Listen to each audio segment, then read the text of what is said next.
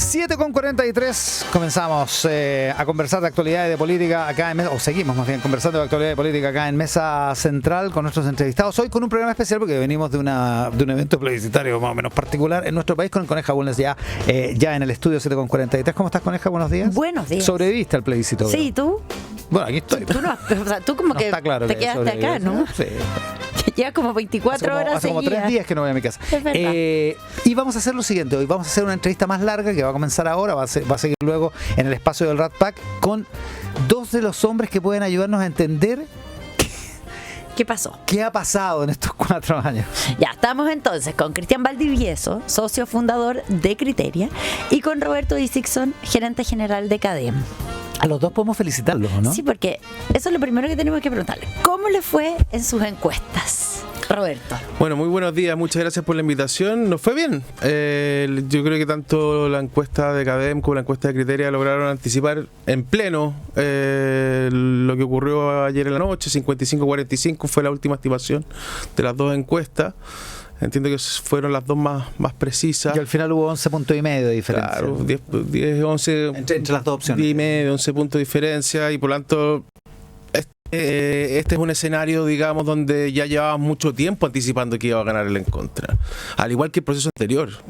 Las luces de alerta para la clase política de que este era un plebiscito que se perdía estaban presentes desde más o menos enero. El 4 de septiembre, cuando se termina el triunfo del rechazo, llevábamos 6 meses, 7 meses con el rechazo sobre el a favor. Y a mí lo que más me llama la atención ayer viendo algunas reacciones en los canales, en los medios, en las redes sociales, es que como que no hemos aprendido nada. La falta de lectura y de capacidad de la clase política de reaccionar de manera adecuada a lo que está pasando en Chile me parece que es de una complejidad total. Aquí, desde mi punto de vista, no ganó nadie. Perdieron todos. Algunos van a tener días más intensos probablemente, algunos respiraron más aliviados, otros van a dormir peor durante una semana, pero aquí perdió toda la política de nuevo. Y me parece que y con esto cierro la idea, digamos, que la ausencia, por ejemplo, de un discurso que dijera vamos de manera urgente a enviar al Congreso un proyecto que nos permita reformar el sistema político y el sistema electoral, tomando como base el acuerdo que teníamos inicialmente en el Consejo Experto, porque si no nos reformamos nosotros nos van a mandar para la casa a todos, me parece que es complejo. Yo creo que Chile queda expuesto como nunca a un populismo autoritario, y ese riesgo me parece que la clase política no lo está entendiendo. A tus temas y los vamos a ir ordenando. Cristian Valdivieso, Axel Callis decía ayer en la transmisión de Canal 13, insistió harto en que las encuestadoras chilenas le habían ganado a las encuestadoras extranjeras. Efectivamente, les fue muy bien. Sí, desde el punto de vista del trabajo estamos profesional. Con pocos ganadores que deja esta elección. Bueno, buenos días y muchas gracias por la invitación. Efectivamente, ayer nos fue razonablemente bien. Ahora, a veces no nos va tan bien. O sea, lo que importa acá, al final del día, creo yo, y lo hemos conversado en otra oportunidad, a mí siempre, y en Criteria, nos interesa mucho más que apuntarle a las cosas, rescatar bien las subjetividades o las tendencias sociales que están dando vuelta. Y creo que a veces las encuestas electorales coinciden con ellas, pero a veces se desmarcan un poco, porque al final del día estamos acá apostando a la predicción de una cierta conducta, y la conducta y lo que hemos visto, y sobre todo la conducta electoral, hoy día es muy lábil. Es muy lábil porque está incidida o influenciada por distintas variables que llegan casi hasta la urna en algunos de los casos. Lo que parece razonable, para predicciones, mejor Yolanda Sultana, pero para entender lo que está pasando con el votante del voto obligatorio, da la impresión de que las encuestadoras lo han hecho un poco mejor o han aprendido más. No, quiero complementar una cosa chiquita, Cristian, pero aún así, que es cierto, y estoy de acuerdo con Cristian, que las encuestas chilenas pueden estar a veces más cerca o más lejos del resultado de las elecciones, porque efectivamente hay procesos, sobre todo donde hay mucho desinterés, como o que el voto se va decidiendo cada vez más hacia el final.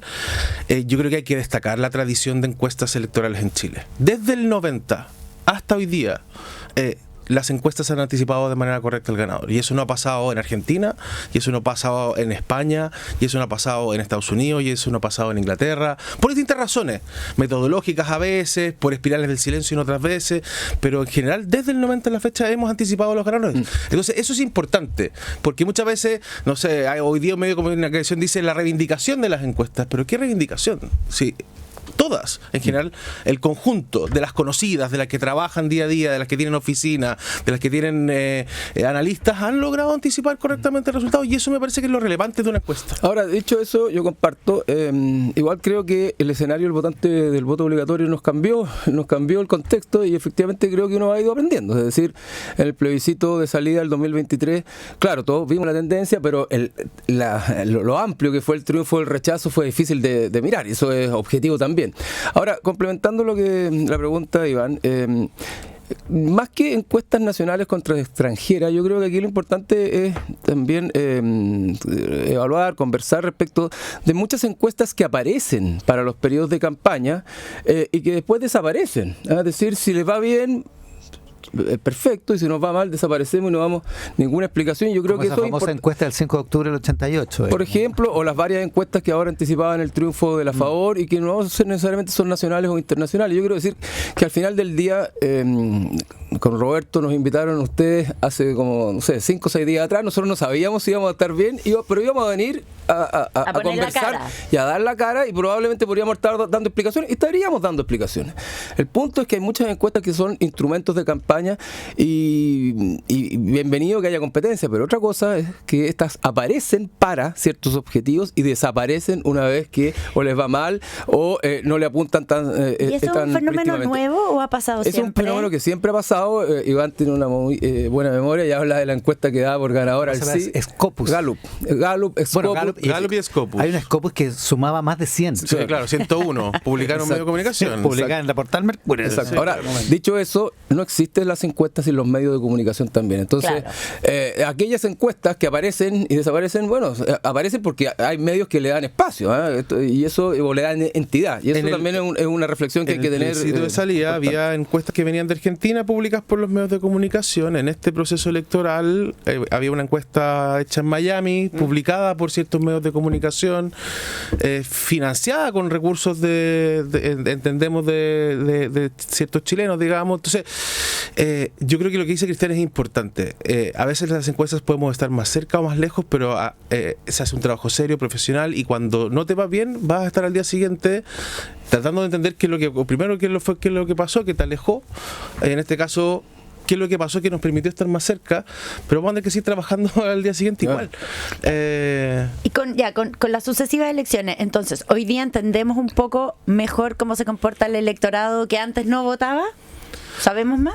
Es que yo tengo una opinión un poquito distinta de la de Cristian. Yo creo que, en teoría, esto es la teoría, ¿cierto? La teoría debería ser más simple anticipar elecciones con voto obligatorio que con voto voluntario. Claro, eso se supone. Porque que el voto voluntario te obliga a un ejercicio adicional, que es decir, identificar primero a quienes van a ir a votar, y luego sobre aquellos solo que van a ir a votar hacer una proyección.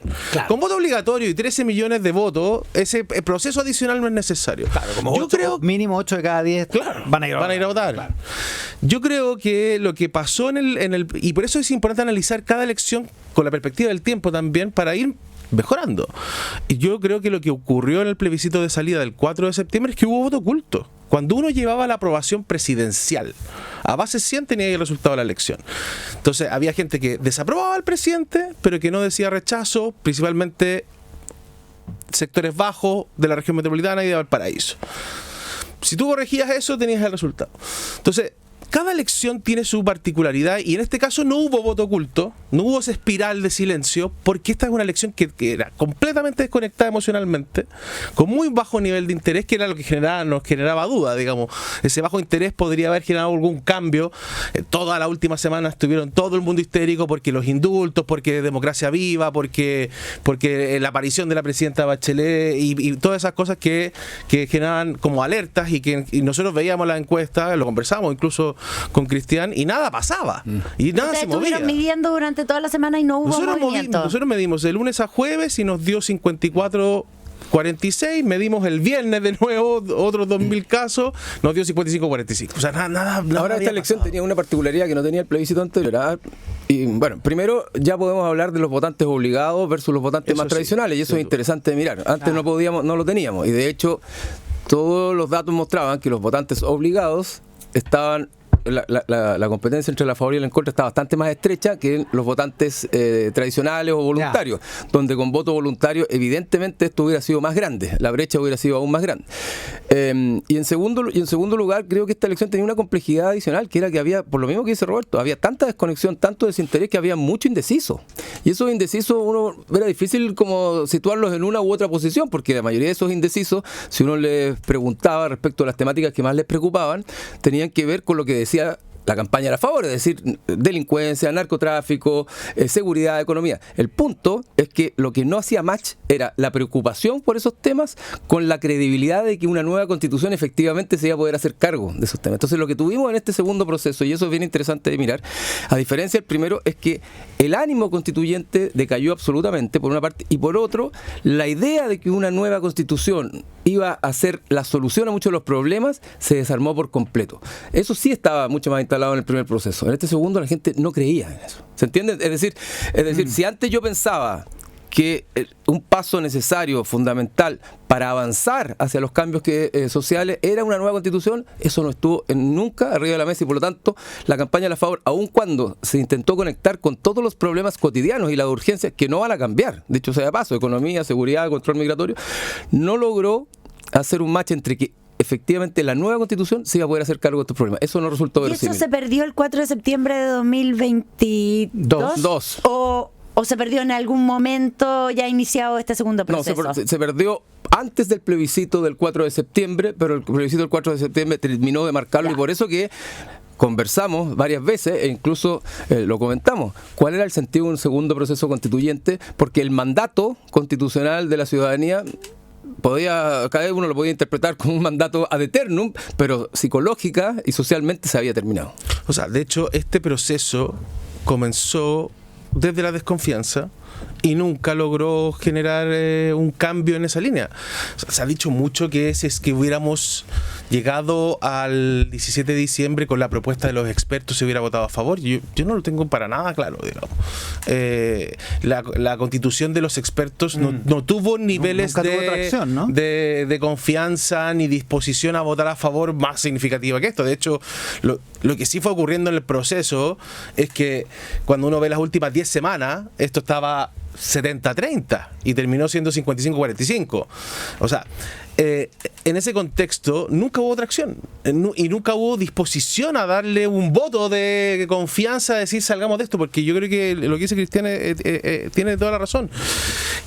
Nos volvimos tan expertos constitucionales el 4 de septiembre, el plebiscito pasado, que la gente entendió que la Constitución no resuelve ningún problema. Y que este segundo proceso más bien era parte de la cocina de la política, nombrando expertos desde la política y luego, creo yo, malinterpretando el triunfo del Partido Republicano, que ahí sí fue una elección contra la delincuencia, contra el gobierno. Y el Partido Republicano creyó que tenía un mandato constitucional que le permitió ponerle 400 enmiendas y ponerse creativo. Entonces, está bueno esos temas. Vamos a tener que hacer la pausa. Claro. Pero vamos a volver, cuando volvamos, hablemos de eso. Claro, hablemos de quién ganó más o quién perdió menos. ¿Es un voto de derecha, un voto de izquierda, un voto de... ¿Le pertenece a alguien? Estamos con Roberto Dixon, con Cristian Valdivieso, con la Coneja Bulnes en la entrevista de hoy de Mesa Central. En el siguiente bloque, que es el bloque del Rat Pack, también continuamos con esta conversación.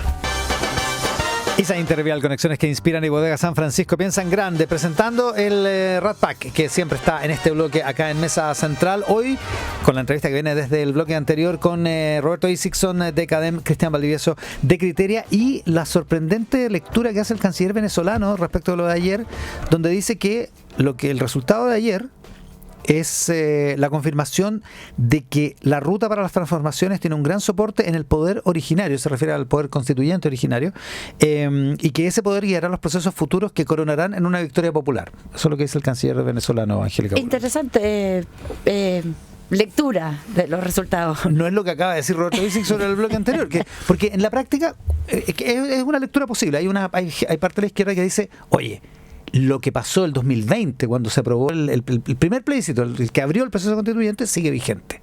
¿Sigue vigente en la opinión de ustedes? No, o sea, no sigue vigente primero porque los chilenos se dieron cuenta de que la Constitución no resuelve los problemas que sienten en el día a día.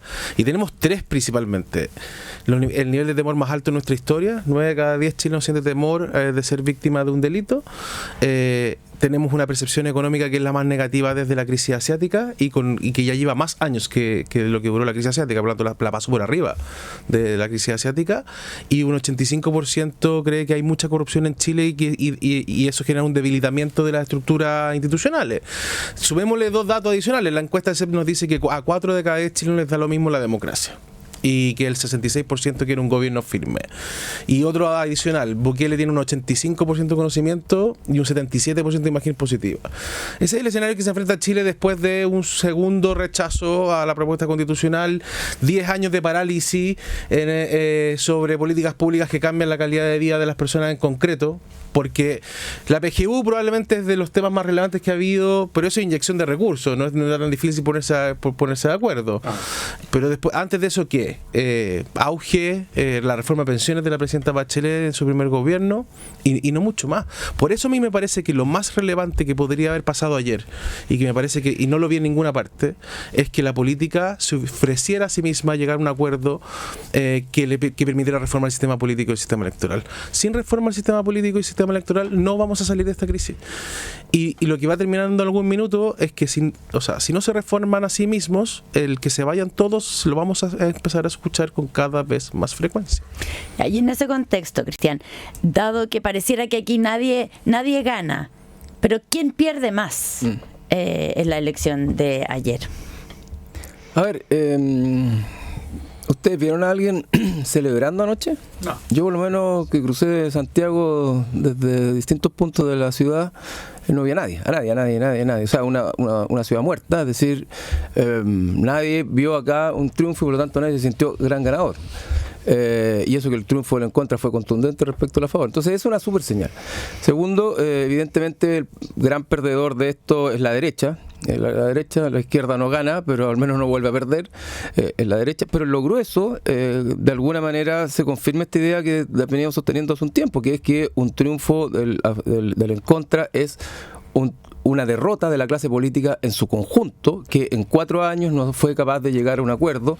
Y hoy día lo que tenemos es una clase política que está impugnada ya no solo desde el mundo de los que gobernaron los últimos 30 años, si se quiere, si nos remontamos al estallido social y no fueron 30 pesos, fueron 30 años, sino que es la clase política completa, y ahora el arco se amplía desde el Frente Amplio, Pro Dignidad, hasta los republicanos. Entonces, ¿qué es lo que va quedando desde el punto de vista de la sociedad como un mundo político capaz de darle gobernabilidad, de construir acuerdos y de hacerse cargo de alguna manera de la agenda que la sociedad quiere ponerse? Yo creo que cada vez menos, y eso es lo que abre un espacio a lo que dice el canciller venezolano.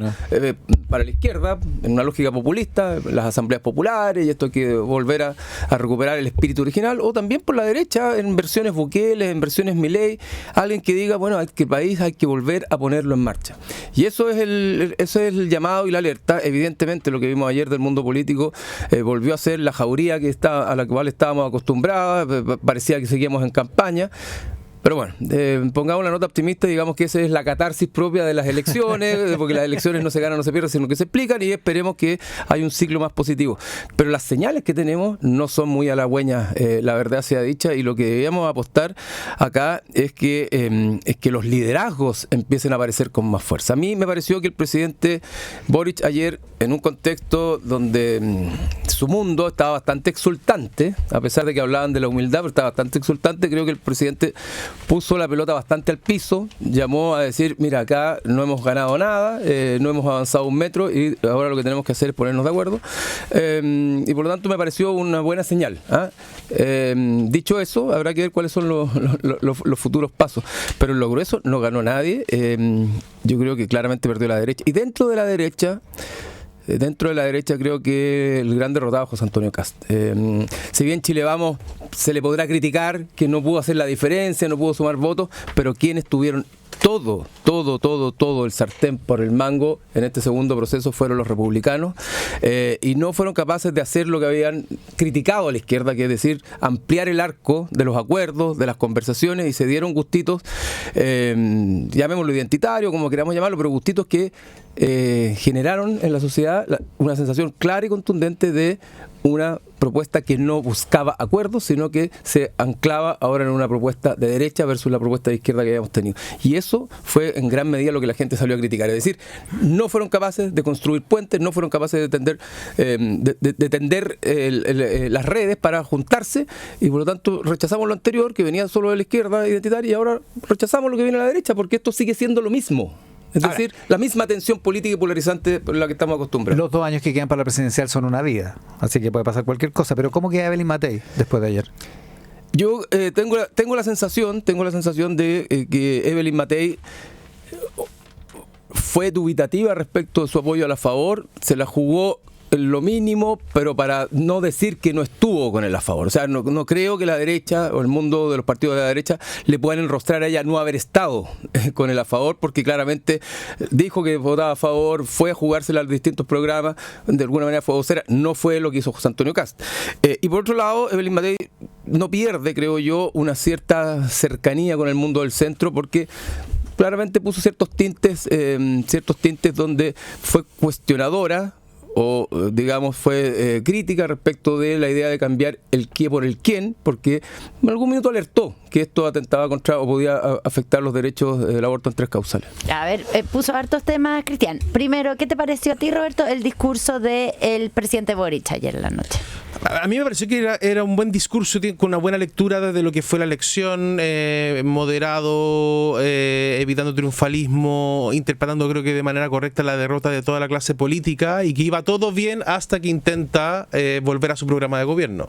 Yo creo que el presidente, y está bien que lo haga, digamos, pero yo creo que el gobierno tiene que ser más consciente de que el programa de gobierno se terminó el 4 de septiembre del año pasado, y que este triunfo de las fuerzas que agrupa a las fuerzas de izquierda, digamos, no le va a permitir recuperar su programa de gobierno.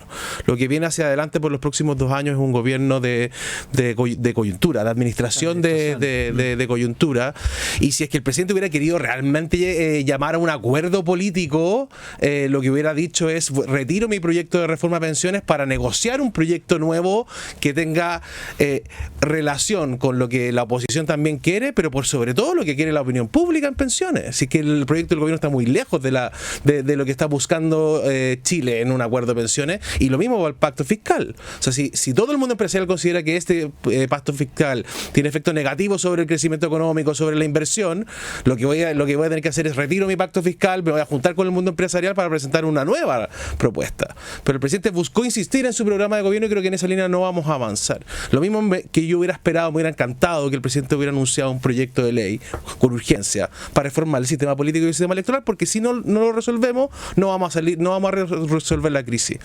Sobre lo que viene hacia adelante en términos como políticos electorales, yo creo que la primera señal de complejidad es que Chile va a seguir este proceso de atomización pensando en la primera vuelta. Si uno ve la evolución del comportamiento electoral de las primeras vueltas, venimos los candidatos que pasan primero y segundo, sus niveles de votación vienen cayendo elección tras elección. Desde Eduardo Frei, que ganó la primera vuelta, a José Antonio Kast, que sacó 28%, y deja al presidente Boric como el primer presidente que es electo sin haber ganado la primera vuelta. Eso significa que con 28, 26 puntitos te alcanza para pasar a segunda vuelta. Entonces, en ese escenario, ¿quién gana en esta elección? José Antonio Kast logra un 45% de los votos, ¿pero tú no crees completos. Que ese 45% es de José Antonio Kast? No es solo de José Antonio Kast, pero votó por el 45% que votó por él en segunda vuelta, y las fuerzas de la favor ahora sacan un 45% con voto obligatorio, que es un turrón de votos adicionales. Esas fuerzas van a estar divididas entre José Antonio Kast, entre Evelyn Matei probablemente, o en otro candidato que no conocemos, que podría surgir aparecer por cualquiera de los lados, digamos. ¿Y tú qué crees que va a pasar con toda esa gente en RN, o sea, en Chile Vamos, RN, la UDI, que estaban como haciendo las maletas para irse a Partido Republicano, que ahora están deshaciendo la maleta. Pero déjame terminar un segundo la idea. O sea, si en Chile con un 25, 26% pasa a segunda vuelta, me parece que José Antonio Kast, que es probablemente quien queda más golpeado ayer en la noche, con esta elección podría respirar tranquilo de que va a tener votos suficientes en primera vuelta. Sí, por lo menos para pasar, pasar a segunda, salvo que haya un candidato por fuera. Ahora más allá de la derecha. Ahora también es cierto que la elección de ayer mostró algo que era bien evidente, pero que siempre después de cada elección como que se olvida, que es que el país no se derechiza ni se izquierdiza en función de las elecciones que van pasando, y la elección de ayer mostró que, pese a que el 7 de mayo y el plebiscito de salida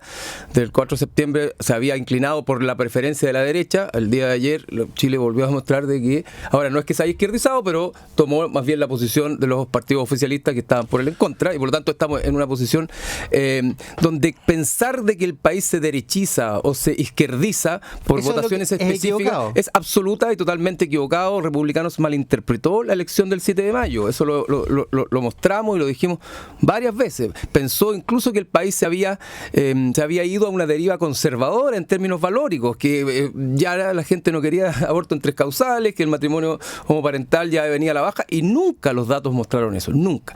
Dicho eso, creo que es interesante mirar el cuadro de la derecha en el siguiente sentido, y es que creo muy difícil la hipótesis de que pudieran pasar a segunda vuelta José Antonio Kast y Evelyn Matei.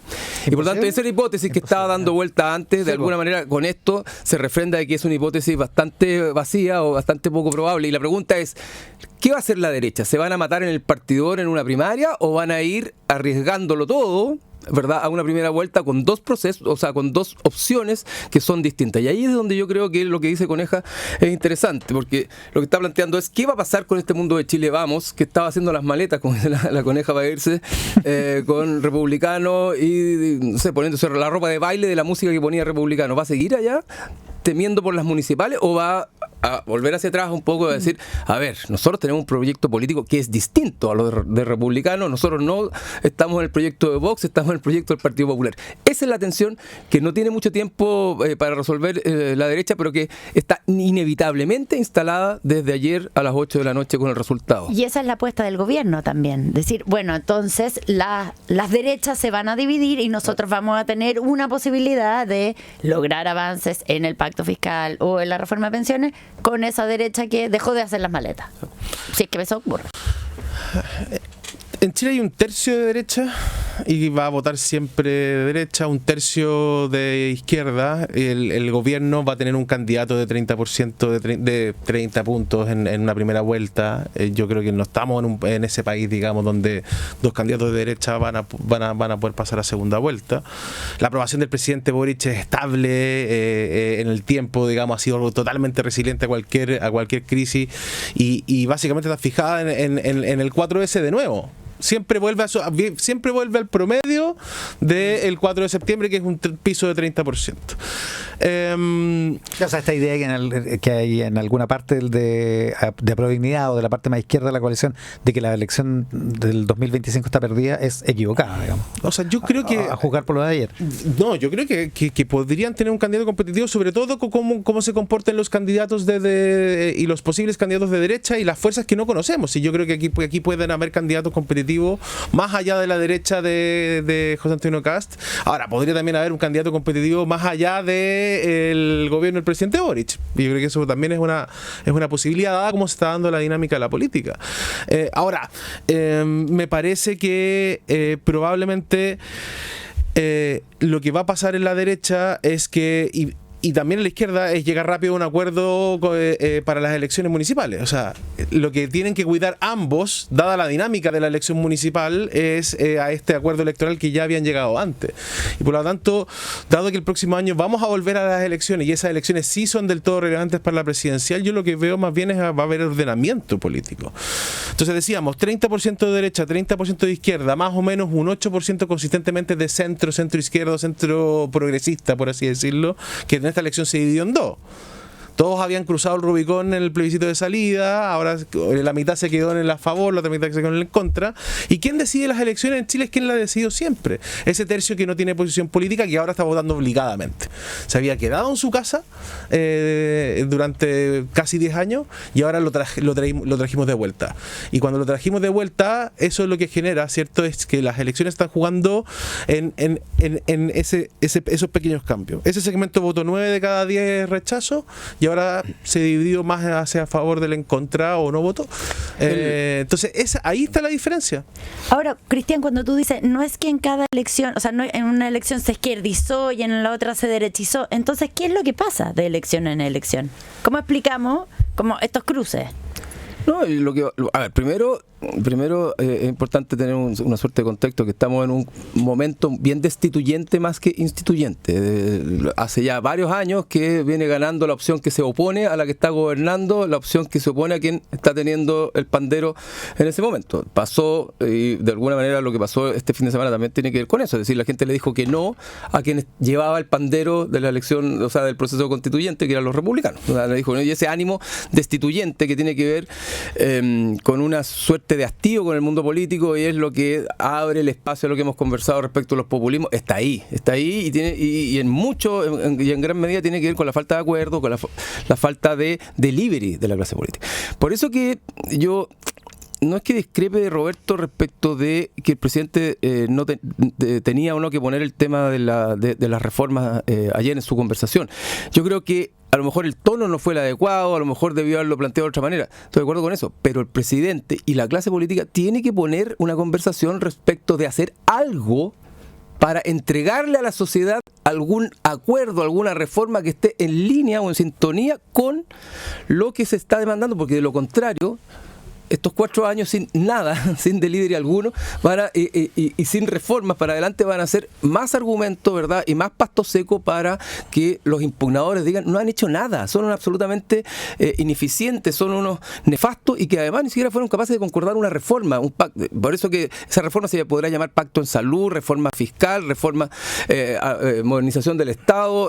Claro, dame una. Muéstrame algo, porque si no muestras nada, el argumento para los que vienen desde afuera es muy, muy fuerte. Pero no puede ser cualquiera, porque tiene que estar alineada con las prioridades. Sin duda, y las prioridades son delincuencia, inflación, empleo, inmigración.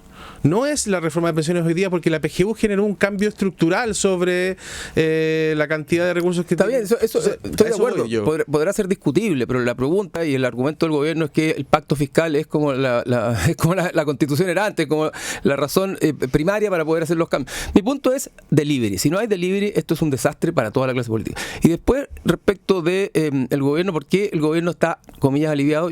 Me hace sentido lo que plantea tú, Coneja, que es porque la derecha tiene hoy día un problema adentro. Es decir, si los focos de la crítica y de los problemas están puestos solo en el gobierno, después de la elección de ayer, la derecha también se tensionó. Y eso la hace estar menos homogénea en el cómo va a enfrentar el gobierno, y a lo mejor más tensionada internamente. Y eso es algo que la derecha tiene que ver cómo va a resolver, porque efectivamente el riesgo de ir con 2 candidatos a la primera vuelta, si es que no logran ponerse de acuerdo en hacer una primaria, es que eventualmente pase José Antonio Kast. Y yo tengo mis serias dudas de que si pasa José Antonio Kast y por la centro izquierda o la izquierda pasa alguien, digamos, de centro izquierda, para no decir Michelle Bachelet, tengo mis serias dudas de que esa elección, a pesar de la crítica fuerte al gobierno, la vaya a ganar José Antonio Kast. Porque yo creo que hay en esa segunda vuelta. Si alguien perdió en el fondo, evidentemente ayer es José Antonio Kast, en el contexto de que, a pesar de que aumenta su caudal de votos porque fue una elección con voto obligatorio,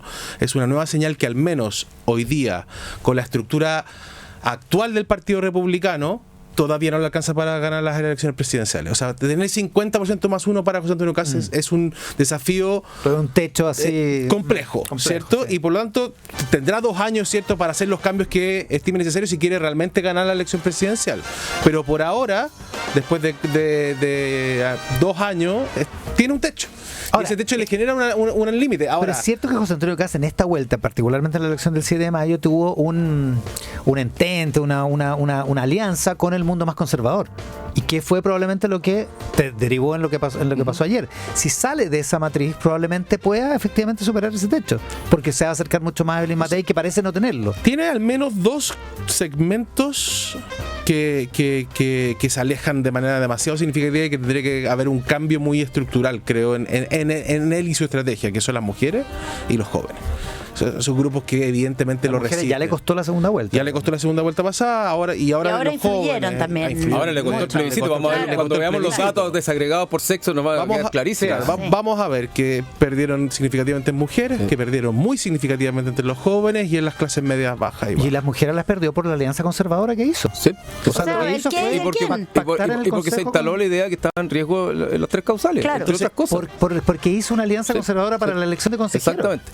Eso es lo que pasó. Exacto. Yo creo que José Antonio Kast tiene claro cuál es su nicho y cuál es su tribu, y tiene claro que si él va a la primera vuelta va a pasar o tiene una probabilidad alta. Yo creo que el problema lo tiene Chile Vamos. El problema lo tiene Chile Vamos, que tiene que decidir si las maletas las sigue teniendo Claro. listas para irse o las deshace y piensa en su propio proyecto, porque el contexto que le pusieron ayer, Empieza a buscar un porque Airbnb. pero- y se va hacia el centro, efectivamente, a construir algo que de alguna manera esbozaba con pocos votos y con poca atracción ayer Jimena Rincón en Canal 13, cuando decía: lo que perdió acá es el proyecto identitario de la extrema derecha, mandando un mensaje evidente y clarito a Chile Vamos, diciéndole, bueno, pero Amigos, armemos algo se crece en por la acá, centro, digamos. recuperemos la centro No, derecha. y porque probablemente Chile Vamos hoy día tiene la mejor candidata para una segunda vuelta, pero la dificultad que tiene para poder llegar a esa segunda vuelta es muy grande, dada la dinámica electoral. O sea, yo creo que Evelyn Matei hoy día es la candidata más competitiva en una segunda vuelta.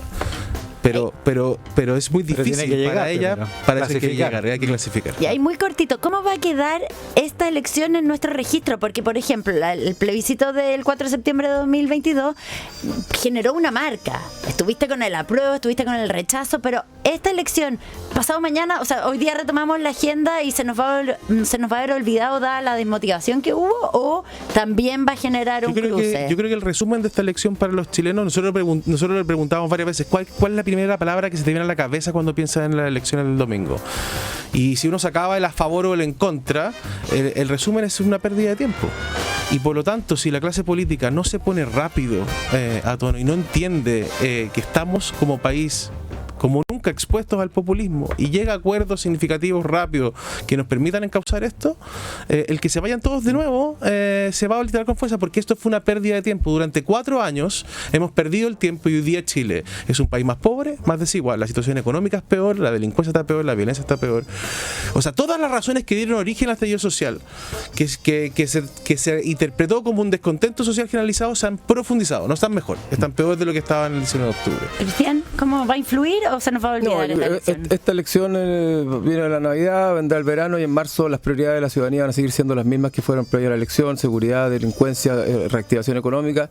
Va a estar absolutamente olvidado desde el punto de vista de la relevancia, pero las secuelas políticas que trajo esta elección van a seguir dando vueltas y operando a un nivel desconectado de la sociedad, pero operando en términos de las decisiones políticas que los partidos tomen de aquí en adelante. Con Cristian Valdivieso de Criteria, con Roberto Isixson de CADEM, les agradezco muchísimo que hayan estado con nosotros Gracias hoy por día. la invitación, Iván. Ayudándonos a entender todo esto, toda esta majamama.